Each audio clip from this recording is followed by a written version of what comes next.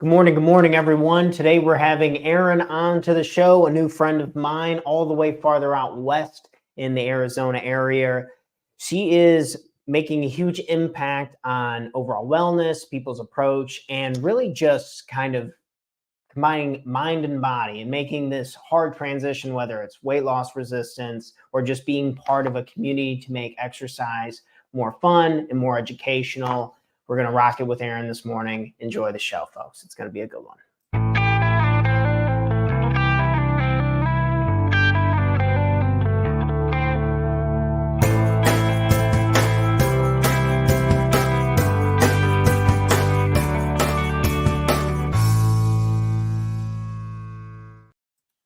Good morning, everyone, and welcome back to another episode of Talk to Erin Morning Show, where we go over tips, tricks, ideas, and exercises that'll make you the absolute best person you can be, not only for yourself, but for the people you love and care about most. Everyone give a warm welcome to my new friend, Erin. Erin, hello. Welcome to the show. Hi, thanks for having me on. Erin, so we have a mutual friend, Natalie Gillihan. She talked you up quite a bit. She said you're really great with education, personal training and stuff. Was Natalie one of your clients, or kind of how did that connection happen? I actually needed a photographer to take some photos of my team, and we met that way, and she's a kind soul and we bonded. And so we've stayed connected since she took our photos and kind of helped her with some health tips. She just had a baby, so able to give her some tips for a healthy pregnancy and for a healthy postnatal journey as well. Is that common in the industry to do professional photos for yourself and clients? It seems like the industry's so heavy off of, because you're really selling like a transformation, right? So it seems like getting high quality photos would make sense. I'm so used to so many of the photos just being like crappy lighting in a bathroom or something like that. Yeah, I like them. I mean, I really think that you are what you portray to the world, and having a professional eye on the aesthetic is also super important. I have a plenty of gym mirror selfies, but it doesn't really tell the story like a professional photographer can. So I try to get professional photos done of myself and my team at least once a year. Oh, cool. Yeah, so our side stuff is real estate, and our industry is notorious for people like realtors having photos that were like 40 years old. And then when you meet the people, I'm always like really shocked, like, oh, hey, didn't know that was you. But yeah, keeping it up to date. Are you a fan of progress photos? I've heard both sides of it, like, oh, it doesn't matter, don't worry about it, versus I've also heard like, hey, this is a great way to just know whether you're making progress or not. I actually am. Yes, I use them quite a bit in my coaching and overall in general, and anybody in the community that's working on a health and wellness goal.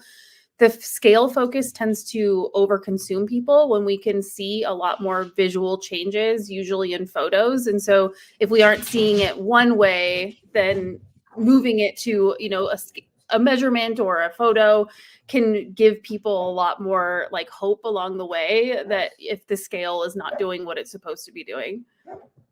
Do you get a lot of pushback from people to do progress photos, or are most people like kind of, okay, Coach Erin, I'm whatever you say goes?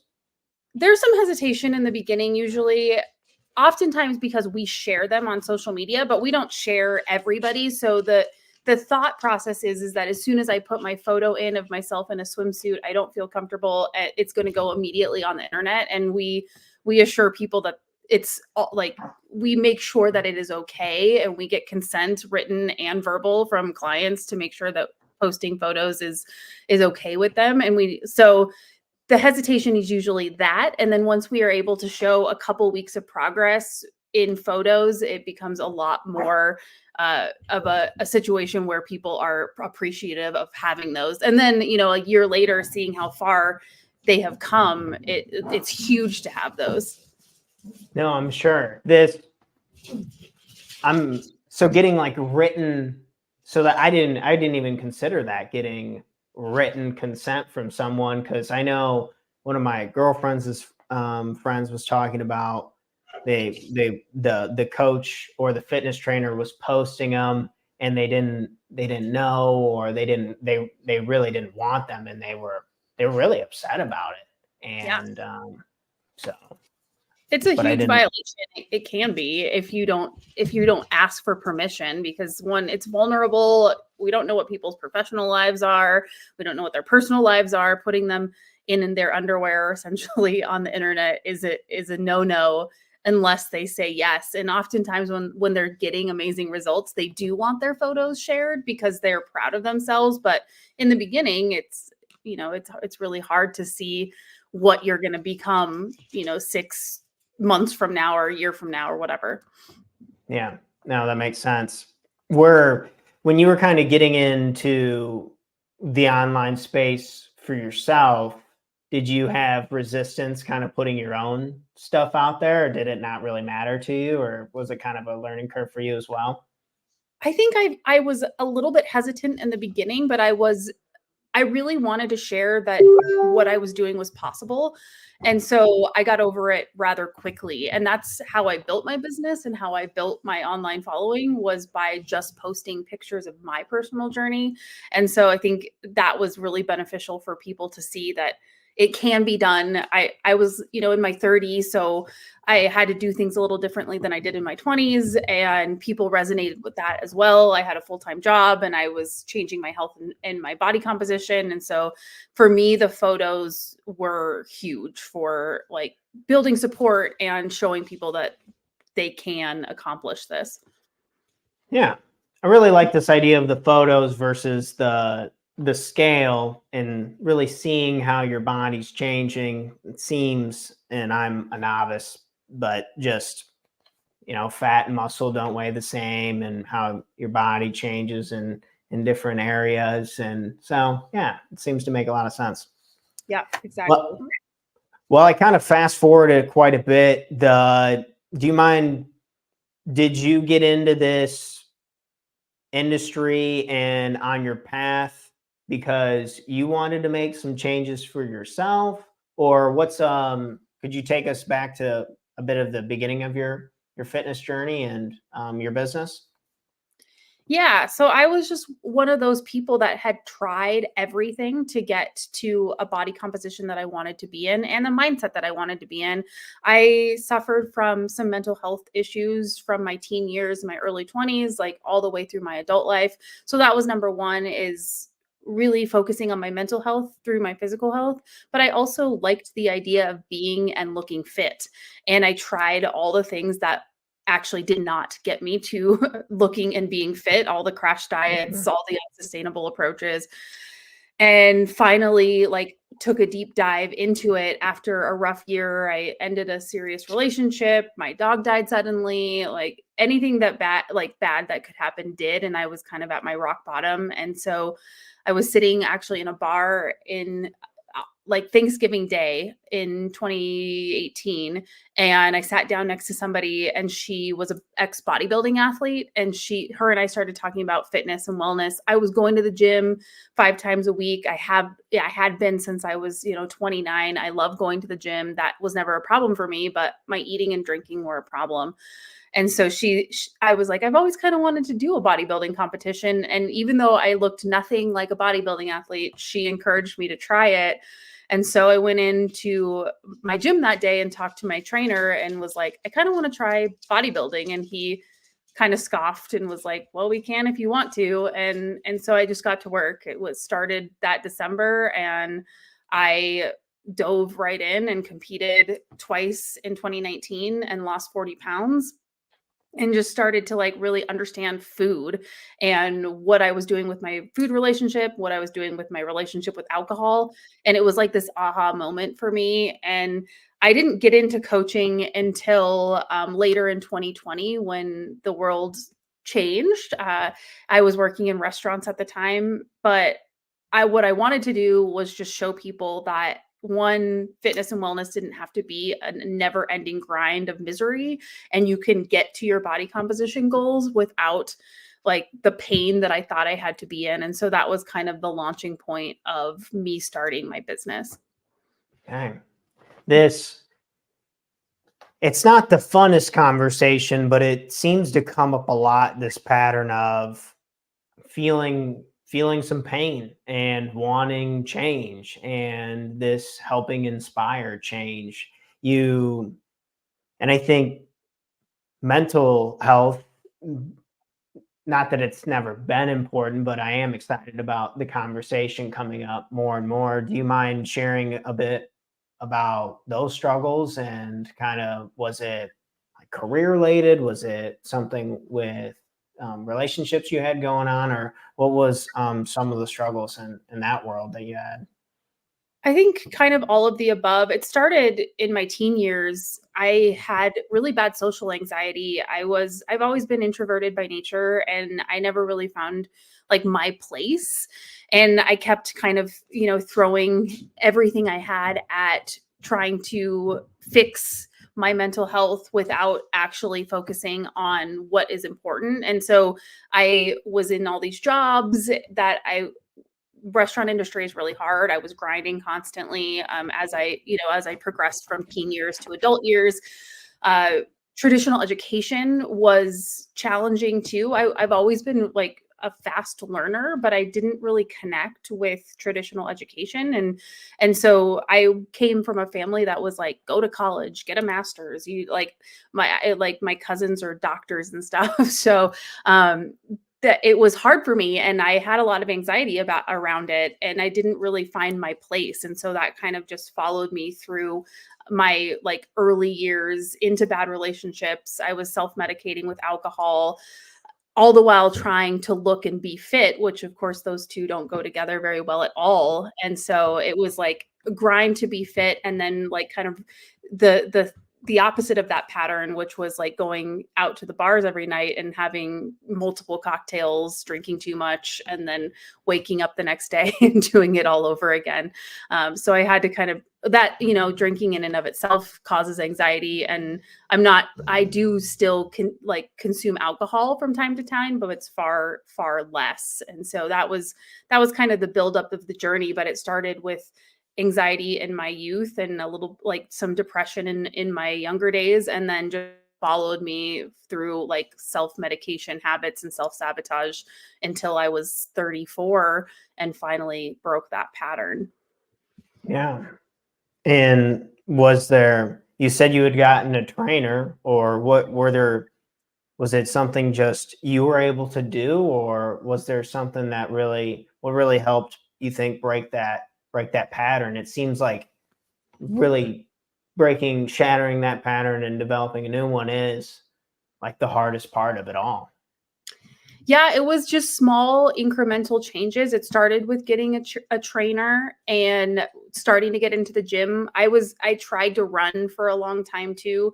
So I was focusing more on the physical part of my health, and that helped transition into the mental part of my health. But that was where it started, was working out with a coach a couple times a week, getting really into that. I fell in love with weightlifting. My nutrition was still crap, so my body wasn't responding the way I wanted it to, but it led me in that direction. So I got really into the gym, and then that same coach, he helped me with my initial nutrition plan for the bodybuilding shows I did in 2019, and that just kind of launched my education, like the realization that I didn't have to do these aggressive diets. I was eating more than I thought I should, like was ever going to eat, but still seeing the results I wanted to see. It was just a modification of habits through him, and then it has grown the 6 years since then into us being able to do that for other people. That's so cool. No one can ever question your own personal experience, and I'm sure you're able to use that as your superpower in your business today. The bodybuilding stuff, I think, is super interesting. On the outside looking in, it seems like so wild. Are you still within? Do you still like interact with the community? Were you happy that you did it, or what are some things that you learned about it? I was super happy I did it. It tests a part of you that doesn't get tested very often. And that's why I liked it so much, because you have to be very, very disciplined.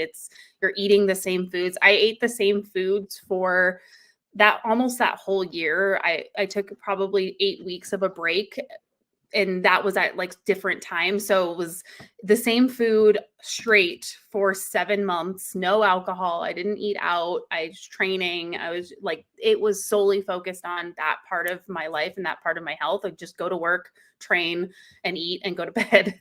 And so I don't know if I will ever compete again, but I'm glad that I had the experience, because I know that there's something in me that like can do aggressively hard things. And I think it makes it easier to do other things in life. Like, running a business is hard too. And every time I'm like, I just want to give this up, I realize I've done something harder, and you just kind of keep pushing through. So that's what I got out of bodybuilding. That's so cool. It seems that the core principles, us taking care of ourselves, us being very consistent, us working hard, these tend to be universal skills that can lean into our next adventures. It's not surprising that a lot of people in bodybuilding now, with the right outlets, are creating big businesses and doing a lot of great things for themselves, even in different things. So mine walking me through. So for me, getting my first couple of clients was like pulling teeth. I was like, man, I'm really trying to help these people. And it felt really hard to just get some people rocking and rolling. Was it hard for you to get started, to get some clients, or do you mind sharing how you got the ball rolling? That seems like a difficult part as well. I don't know if it was hard. I think finding the right clients was the biggest challenge, but what I did was just start for free. And I found friends that needed help with their macros and their nutrition. And it was super simple in the beginning. That's all it was. It was text messages, and it was me helping with macros and them sending pictures to me via my phone. That was it. And now, it's become this huge thing. We have apps and all of this stuff, but that's what I just put it out there, that I wanted to help. And I think my story was helpful as well. So people started reaching out to me pretty organically because they saw what I had been through. And I wasn't making a lot of money. I charged very little after I had my first few free clients, but I used them and their testimonials and their photos to create more business. And so it was, I think health and wellness is not necessarily hard to find clients. A lot of people want to lose weight, but like narrowing down the correct people that actually want help has been my biggest struggle, because if you throw out who wants to lose weight, a million hands go up in the air. But like you're a coach, like being coachable is a whole nother factor. A lot of people want something, but being able to be coachable is another one. So I think that was my biggest struggle, and probably will always be my biggest struggle in the coaching space, is just like being able to identify the audience. But in the beginning, it seemed to flow pretty organically. One, because it was inexpensive, and two, because I had been very vulnerable with my audience. And so I feel like there was a connection there already. How would you describe your rock star clients or your ideal clients? Someone who's really ready for behavioral change. So like I said, if you ask like a million people if they want to lose weight, almost all of them are going to say yes in some capacity or change their body, but most people are not willing to accept their part in the reason why they haven't reached their goals, or shift their behavior or their mindset to get to the ultimate end goal. And it's an identity, really. It's not a look, it's not a feeling. It's like, if you want to be fit, you have to act like a fit person. You can't just keep doing these spurts of trying to eat healthy and then, eating like crap. And on and off for months and months and months. Like you have to do the things every single day that a fit person does. And so my ideal client, the people that have the most success in our program are already kind of there. They've tried everything. They're in the gym. They're trying to eat healthy. They identify as clean eaters, but they're just not getting the results that they deserve, honestly. And so they're like kind of at their wits' end, and they're like, we need to just modify a few things to get you to have the response that you want. But I think to sum it all up, it's somebody that's coachable and somebody that understands that fitness is a lifestyle and not just something that we do for 90 days and then go back to what we were doing before. Yeah, nailed it. Just being coachable, being ready, being open-minded, and it seems having a little bit of that back-end experience really helps you help people do that. I'm curious how the relationship is now for you. I mean, as it's evolved from just text messages and photos, like what's kind of, are you working with a dozen people, with 100 people, or what's kind of like an ideal client load for you? And what's kind of your relationship with the people you work with now? We definitely work with less people now. I think I had like 100 when I started in the first year, but it was, again, very simple. Like, I'm just going to give you numbers and you can send me photos and we'll update it every week. And what I realized through that process is a lot of people needed more of a one-on-one approach. We need to look at your food environment. We need to look how you're moving. We need to look how you're mentally handling things, because most people are leaning into the negative when something doesn't go in their direction. And so I found that we just needed more one-on-one time. So now a roster of about 40 is what I consider to be full-time for myself and my coaches. And that's where we're kind of tapped out if we offer phone calls and all kinds of support that I wasn't offering when I first started. So you have coaches underneath you that take on the clients that you receive? Yeah. So I take clients, and then I have 2 coaches under me, and my husband takes a few clients as well. He's a nutrition coach also. So I have one full time, and then a gentleman that just joined me to help build out our new group coaching program.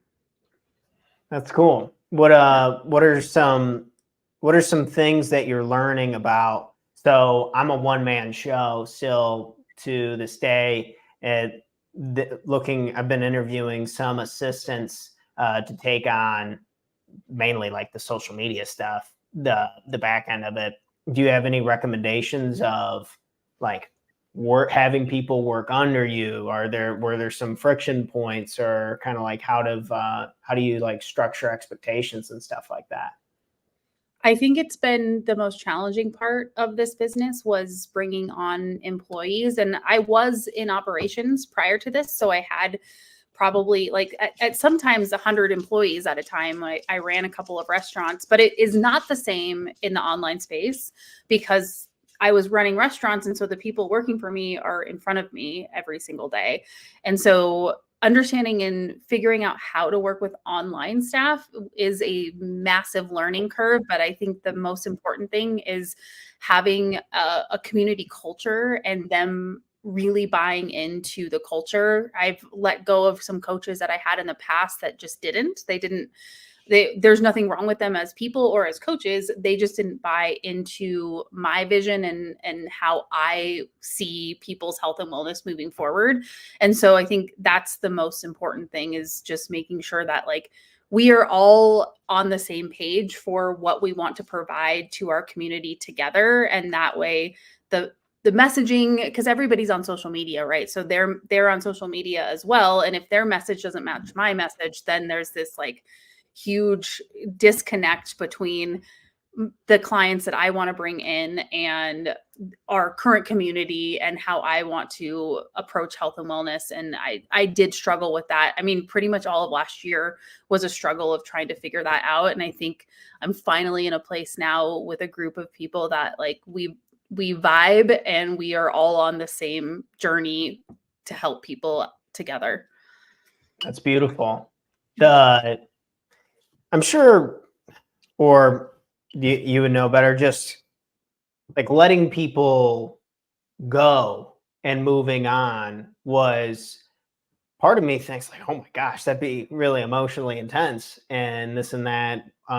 Were you kind of just from your experience? I mean, restaurant business is no joke. We should talk about that a bit too. But being able to like do that and understand like, okay, vision and values are an absolute priority. And so, what was kind of the process of like, how did you kind of handle letting people go and then keeping the momentum going? It's really hard. It's really hard in coaching, especially because you have people that are connected to that individual. And so it's a process of talking to the clients, talking to the person. I mean, there's anger and resentment and hurt feelings no matter what.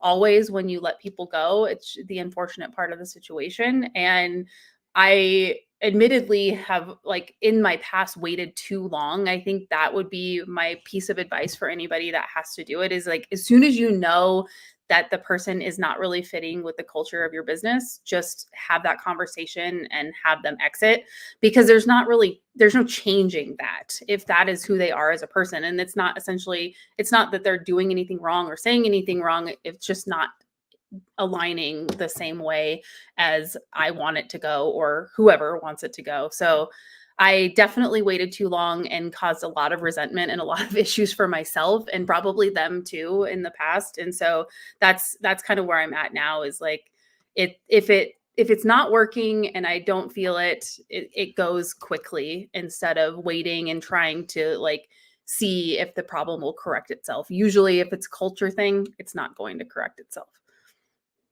Yeah.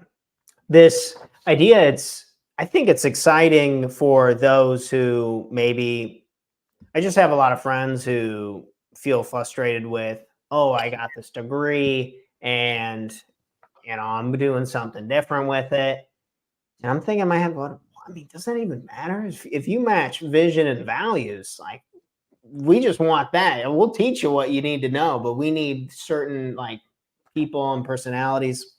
I got to ask this. How is working with your husband in like a professional sense? We do really well. We have lived and worked together at home all through the pandemic, and so we surprisingly well handle it. We moved recently to a smaller house. We're building a house in Mexico, and so we have a little cabin and we're living in it, and that has been a little bit of a challenge only because the space is smaller. The house we had before, I had my own office.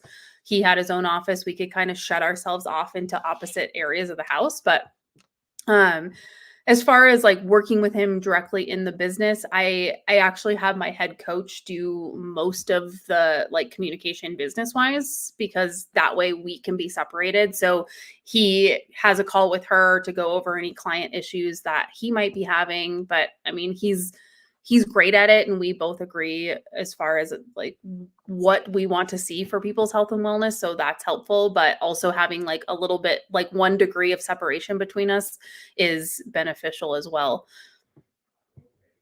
That's genius. Yeah, no, that makes a ton of sense. No, you guys are really smart. Not a surprise, folks. This story is rolling so good. What are some of your biggest challenges, you would say, in your business currently?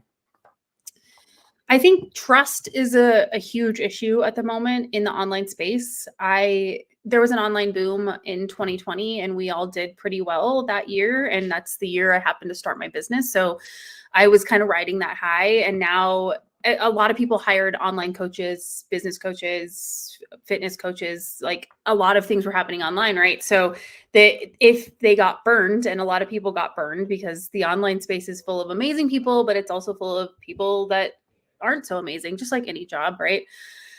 And so this current like situation, there's a lot more trust building that I feel like I have to endure in the online space. If somebody enters my community, they're not immediately asking about coaching. We are talking about starting steps and let them kind of progress for 2 weeks. And if it works, they're happy. And then we talk about the next steps. And then we might have an offer where you're like, well, we can keep doing this every 2 weeks, or we can just work together one-on-one and make this a whole heck of a lot easier for both parties. And then they trust a little bit more and jump into coaching then. But so the conversion process is slightly more frustrating and a little bit longer, and rightfully so. I get it. I've had some issues with online coaches that I've hired too. So I do understand and can empathize. And so we've focused a lot of our marketing on trust building and helping people understand like the process. So we don't hide or sugarcoat anything. We just share what we do. And if people jump in, they jump in. And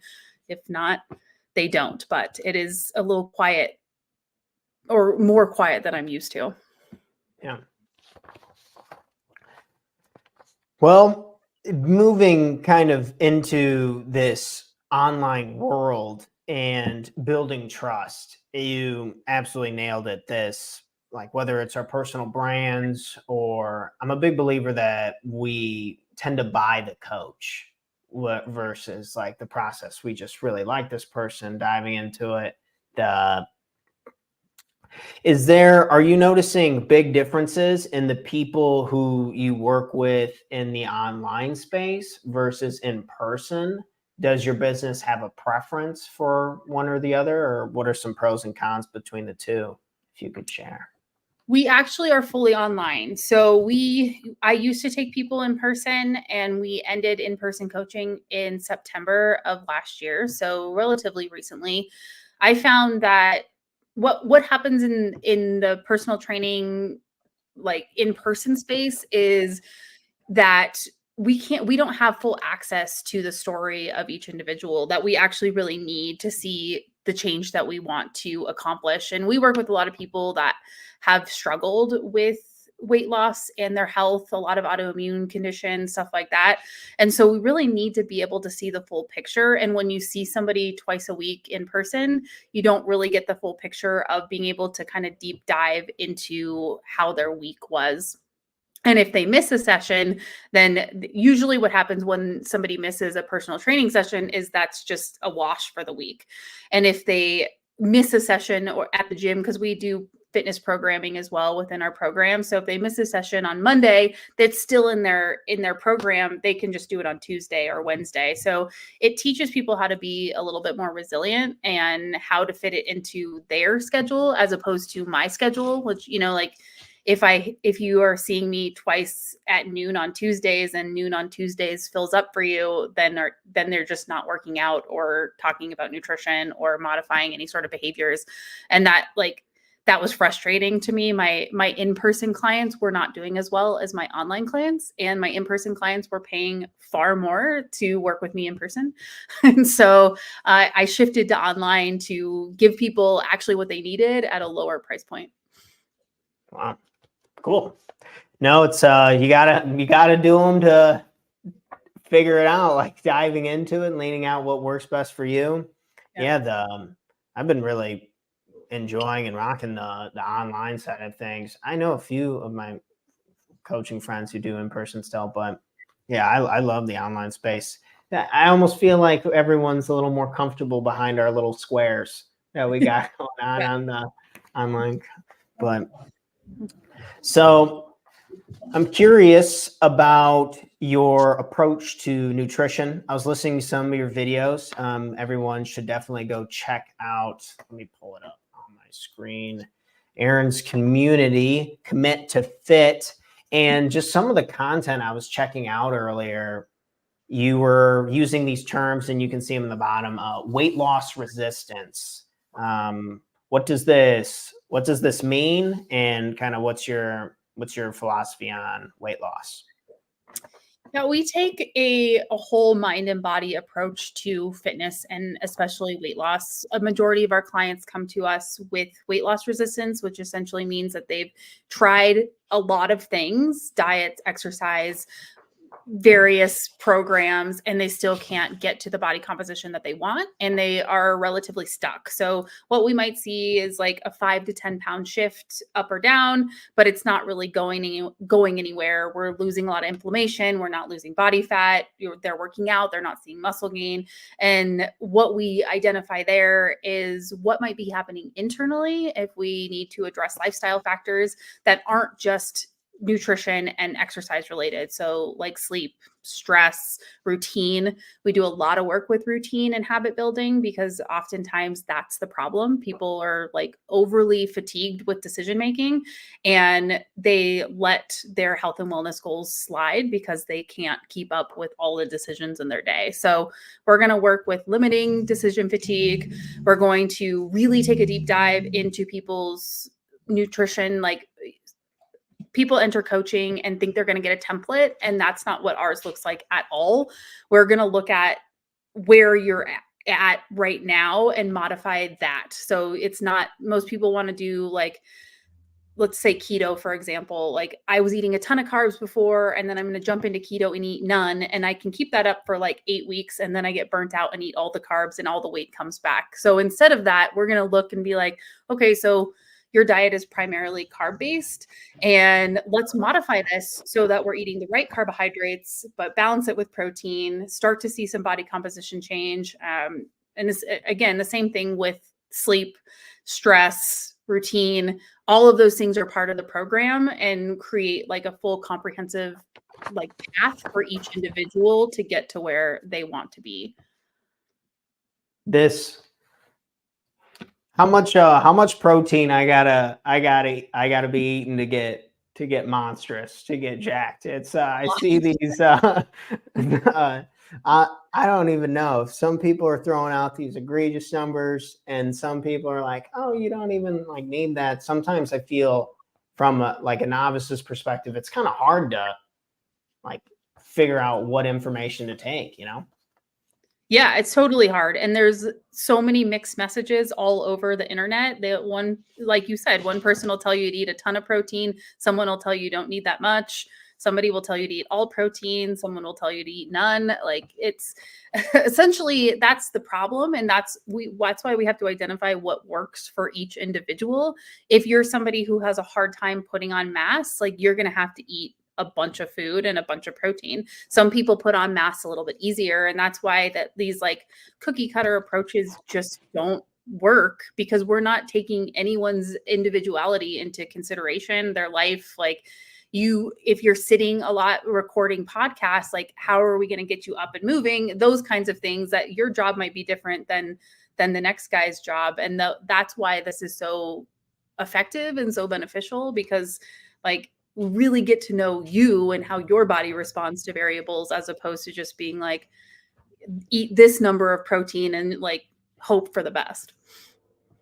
The dang genetics and other influences, laws of nature, right? And I've thankfully I've never had an issue. I think if I had to pick between having a hard time putting on weight versus a hard time losing weight, I take the situation with having a hard time putting on. But either way, not the point, folks. So when outside from there, so diet, very individual, is that just so I can learn all this myself, but Erin, it's gonna take me a decade to do this, versus seems like the point of working with a coach is to speed this the hell up if I like want faster results, or like we were talking about information like overload. I'm like, oh my gosh, I just need like someone to tailor it to me, right? Like you said, that cookie cutter stuff doesn't work. Yeah, exactly. You nailed it. It's because you can get online, and I'm going to use keto again because a lot of people understand what keto is.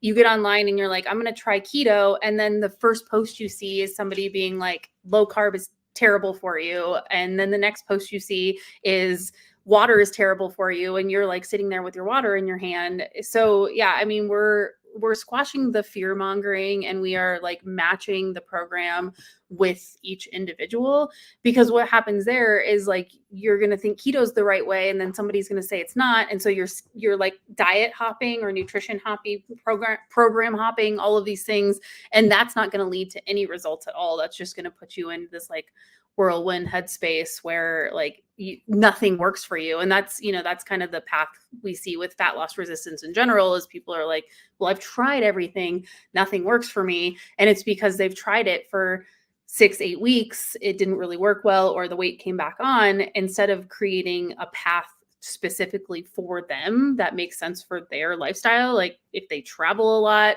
if they have kids at home, like I don't have children, if you have small kids at home, your life's going to look a whole heck of a lot different than mine. And so that has to be modified into the plan as well. I can't get it out of my head. I went recently to this Tony Robbins seminar, and he's like, please stop lying and saying you've tried everything. You'd be 200 years old and dead. But it's easy to feel that way, right? It's like you one of your videos I was watching earlier that I really liked, you were talking about frustration is very natural, and it's like part of this and part of the change and part of the groove. So leaning into it and finding what works. So my girlfriend's really good at the research side of things on like food and diet and stuff. Yeah, shout out to you, honey. And we were doing this thing of like 90% of the food that we eat, we have to be able to pronounce all the ingredients on the back. And I was like, and then when we started doing it, I was like, holy crap, I can't eat anything. And but it was just amazing to me on just a little bit of awareness, working with people like Erin and a coach, and it can just really make it just so much easier. And you talked about fatigue earlier, and man, sometimes I just don't want to make any decisions right now. And I feel like that's what leads me to make I make bad choices when I'm tired. I feel like, and it's always, and you're driving down the road, it's been a long day with work, and then you see the sign here and the sign here, and they're like, come on over, 2 for $5 deal or whatever. But yeah, the marketing's nuts. No, you completely nailed it. That's exactly the process that people get themselves into. And then it creates guilt, right? So your Wednesday is frantic and you have no plan for dinner and you're starving. And so that's when you make a poor decision and run through the drive-through, like you just mentioned. And if we can figure out how to eliminate that like decision fatigue issue, where you have a dinner prepped at home ready to go, you just throw in the microwave, then like you don't have that existential diet dread where you're like, I don't want to come home and prepare a full meal. I want to go home and I want to just grab burgers or whatever the case may be. And then you feel guilty and the scale's up and you go into this like screw it mindset, and it like that cycle repeats itself over and over and over again until you feel like you've tried everything and you're stuck. Man, there's no easy button, unfortunately, folks. But that's okay, because if it was easy and stuff, life would be super boring, or at least that's what I think. It's true. Well, I gotta ask. So we were talking about food, talking about the drive-through. Run me down a little bit on your restaurant experience. And my limited experience is like Hell's Kitchen and Gordon Ramsay and stuff like that. What was your personality in the restaurant business? Where were you working at, and what were you doing with that? I ran restaurants for years. So I was running a sushi bar as the general manager for 6 years. And then after that, I did some restaurant consulting. And then I got a job as an operations manager for a restaurant chain. So I was running three restaurants for them. And I was definitely not Gordon Ramsay like. I don't have that personality. I have like a lot more of like a chill demeanor when it comes to those kinds of things, which I think is better in the restaurant industry because it is chaotic constantly. And so it was kind of just the peacekeeper. But yeah, it was years of restaurant operations and running restaurants. So shout out to Tyler, my girlfriend's my sister's boyfriend. He phenomenal cook, worked in the restaurant business for a long time, and he was just, man, they're going to war in there. He's talking about his back and his body, and it's like, man, who really wins? And I mean, incredible service. I really enjoy going out to eat. I think it's super fun, but it's just really intense. It's no wonder why it's such a, I mean, a lot of businesses, but such a low success rate. You said you were with like a franchise, or was that in Arizona? In Arizona, yeah. It was a restaurant group, but just a local owner. They had 3 Mexican food restaurants. Oh, cool. Yeah. Well, let's dive into the last section with Erin here, folks. We are going to jump into some fun coaching questions to get a little to know Erin a little bit better. That's her group. Make sure to join this sucker, folks, if you guys want some fitness knowledge combining mind and body connection to achieve ultimate results and optimal health. All right, let me shift this over here. Don't mind the screen popping around like crazy. Okay, we're going to the chalkboard. Erin on the wall. You guys know the questions, but we're going to run them through. We always love getting different people's answers and perspectives. All righty, Erin. First question I have for you, and you're answering this for yourself, is what is one way that you can be kinder to yourself? What is one way you can be kinder to yourself? Oh, I like this question. Kinder. I think the main thing for me is reducing sensory overload. So reading more, spending less time working, less time on social media, just allowing myself to be bored even sometimes, I think would be super beneficial. What a tough thing to do. It's incredible how just like 30 seconds into something, I'm like, oh my gosh, I have to turn a podcast on or something, or else I'm going to freak out. But yes, this is good. Calm. No wonder why so many people have such high levels of anxiety. It's just like frequency 24/7. Yep. What is one thing that you love about yourself? What is one thing you love about yourself? My resilience. Yes.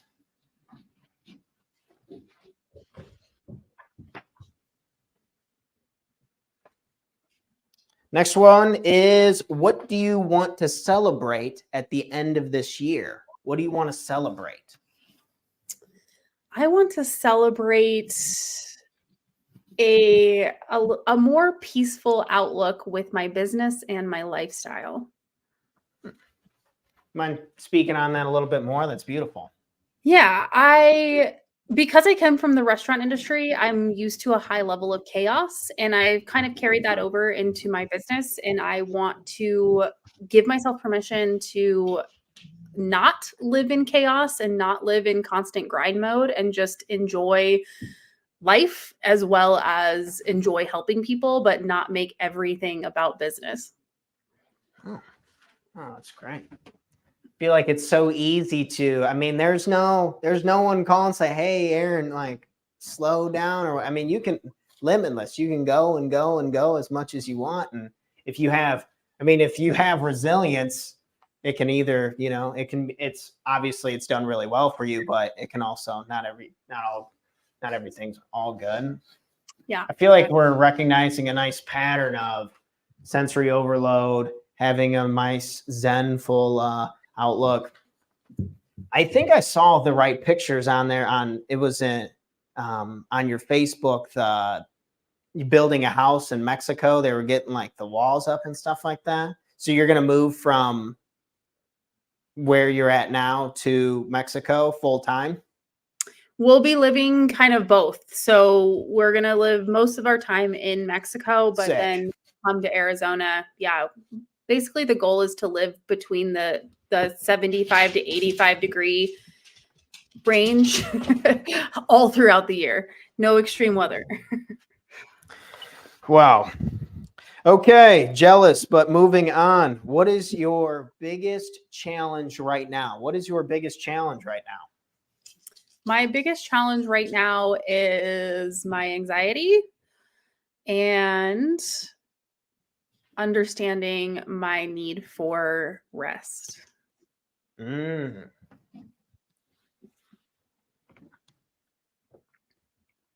Do you do breathing exercises or meditation or anything like that? No. I've tried. I'm not great at it. Okay, cool. And we'll have to talk about that. What is your number one goal? What is your number one goal? My number one goal is to have personal and financial freedom. Do you know what that number is? No, I don't. Sounds like a good number to know.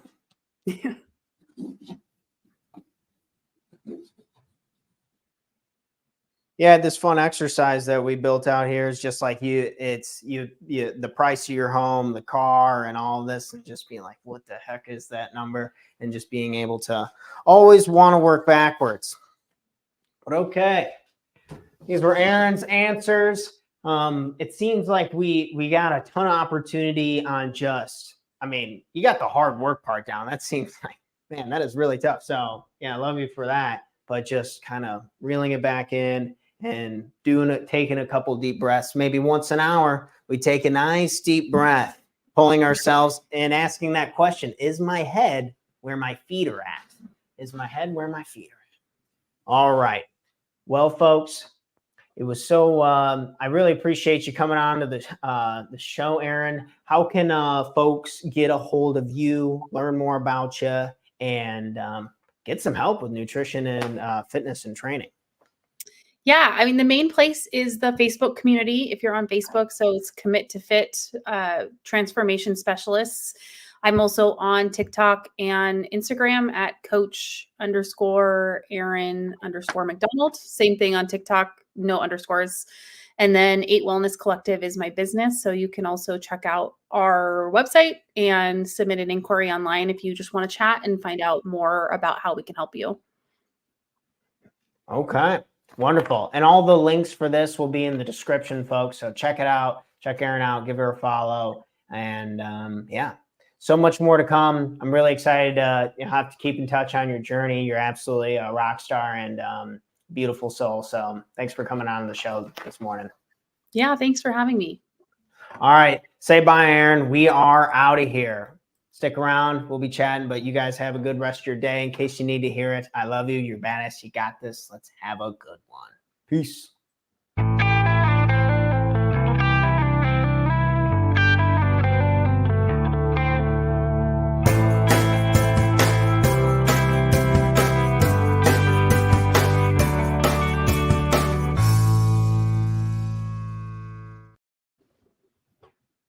You did it. You were so great. That was awesome.